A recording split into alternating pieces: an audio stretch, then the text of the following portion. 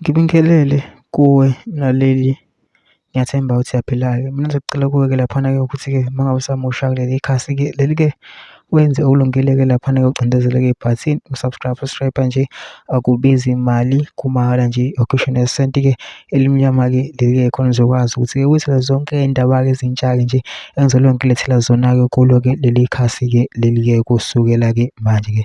So ongakwenza-ke wena-ke lapho usicindezele-ke ibhathini usubscribe njengamanje-ke.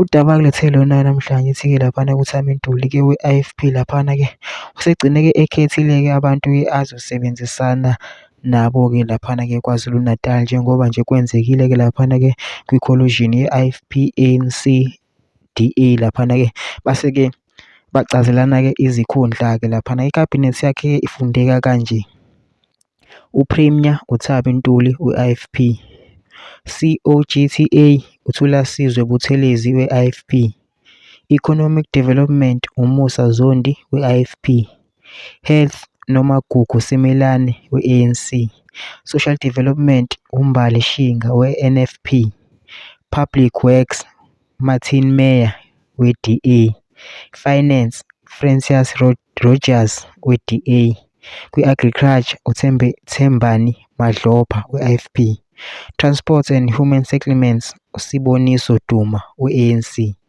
Education uSipho Dlomuka we-ANC, Sport, Art and Culture uMntomuhle Khawula we-I_F_P.